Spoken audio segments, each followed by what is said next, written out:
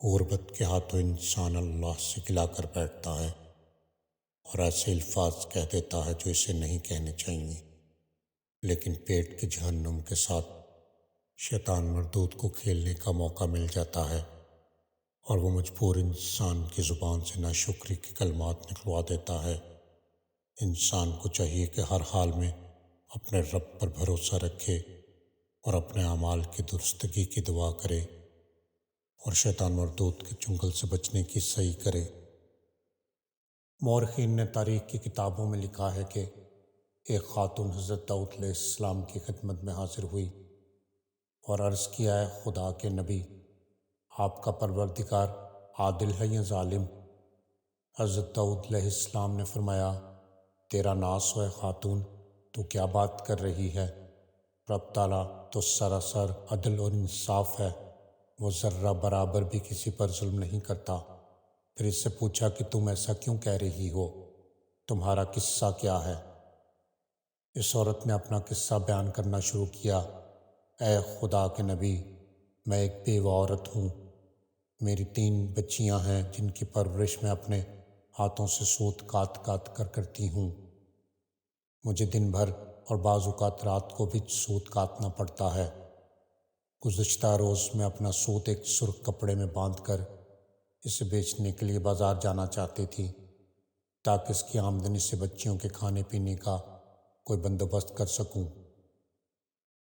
لیکن اچانک ایک پرندہ مجھ پر ٹوٹ پڑا اور سرخ کپڑے کا ایک ٹکڑا جس میں نے سوت باندھ رکھا تھا اسے گوشت کا ٹکڑا سمجھتے ہوئے لے اڑا۔ میں یوں ہی حسرت و یاس سے ہاتھ ملتی رہ گئی۔ اب میرے پاس کچھ نہیں کہ اپنی بچیوں کو کھانا ہی کھلا سکوں۔ ابھی وہ خاتون حضرت داؤد علیہ السلام سے اپنی داستان بیان کر ہی رہی تھی کہ اتنے میں آپ کے دروازے پر دستک ہوئی۔ حضرت داؤد علیہ السلام نے آنے والوں کو گھر میں داخل ہونے کی اجازت فرما دی۔ اجازت ملتے ہی 10 تاجر یک کے بعد دیگرے اندر داخل ہوئے، جن میں سے ہر ایک کے ہاتھ میں 100 دینار تھے۔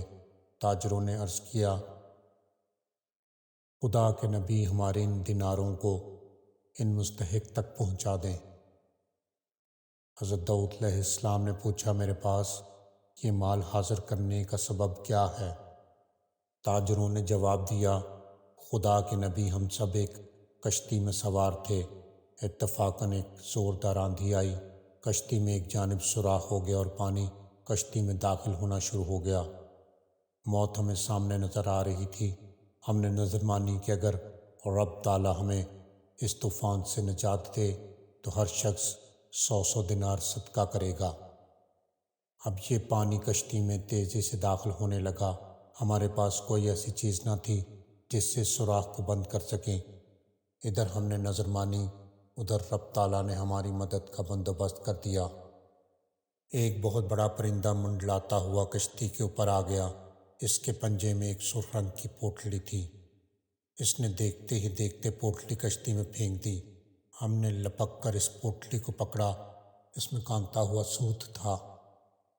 ہم نے فوراً سے کشتی کا سوراخ بند کیا اور اس میں داخل شدہ پانی کو ہاتھوں سے باہر پھینکا۔ تھوڑی دیر بعد طوفان تھم گیا اور یوں ہم موت کے منہ سے واپس آئے ہیں۔ اب یہ صدقے کی رقم آپ کے ہاتھ میں ہے، آپ جسے چاہیں اسے دے دیں۔ یہ قصہ سن کر حضرت داؤد علیہ السلام اس بیوہ عورت کی طرف متوجہ ہوئے اور فرمایا، پروردگار تیرے لیے بحر و بر میں تجارت کر رہا ہے اور تو ہے کہ اسے ظالم گردان رہی ہے۔ اے مایوس ہو جانے والے، تو سوچ بھی نہیں سکتا کہ تیرے رب نے کہاں کہاں سے تیرے لیے اور رزق کا انتظام کیا ہوا ہے۔